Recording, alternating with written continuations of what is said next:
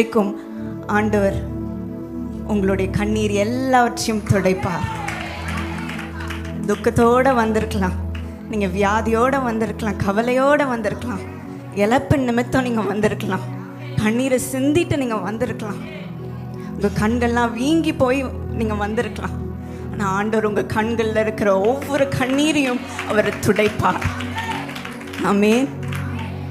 இப்பொழுதும் இந்த தேவனை நாம் நோக்கி பார்ப்போமா? இயேசுவே, என்னுடனே நீர் பேசும் சுவாமி, என்னோட கண்ணீர் எல்லாவற்றையும் நீர் துடைத்தரணுமப்பா என்று கேட்போமா?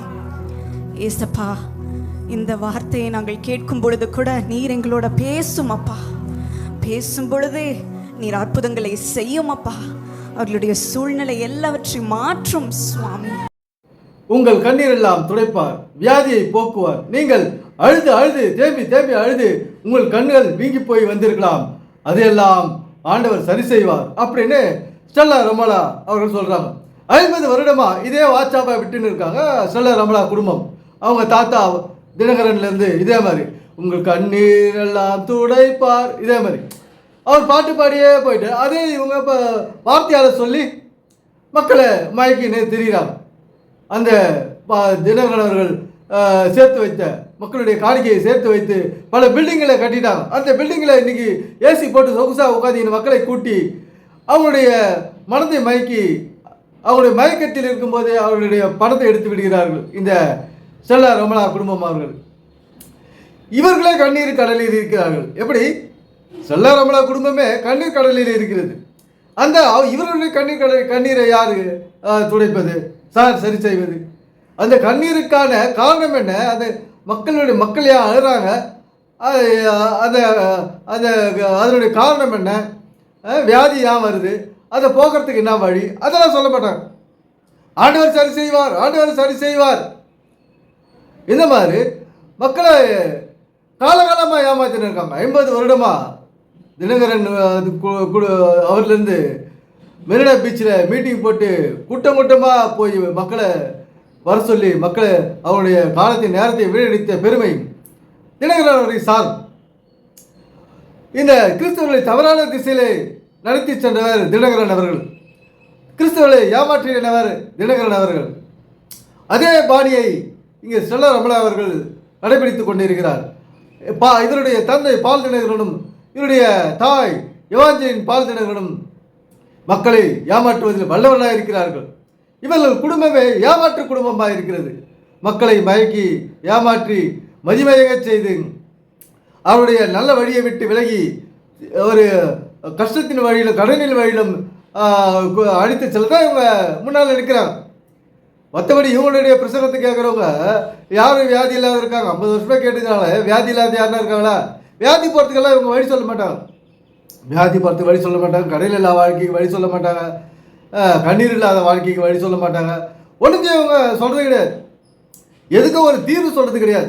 எதுக்கும் ஒரு தீர்வு, இந்த வழியில் போனால் நீங்கள் சந்தோஷமாக இருக்கலாங்க, இந்த வழியில் போனால் நீங்கள் கடல் இல்லாத வாழலாங்க, இந்த வழியில் போனால் நீங்கள் ஆரோக்கியமாக இருக்கலாங்க அப்படின்னு சொல்கிறது கிடையாது.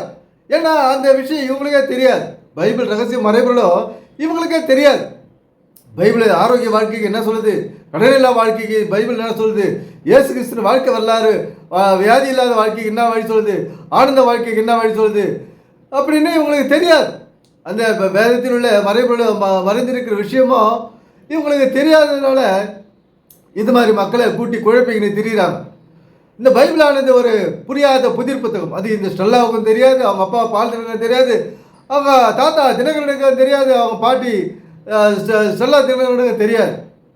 இந்த மாதிரி புரியாத புதிர் புத்தகத்தை இன்னைக்கு வச்சு மக்களை குழப்பின்னு இருக்காங்க, வேற வழி இல்லாத.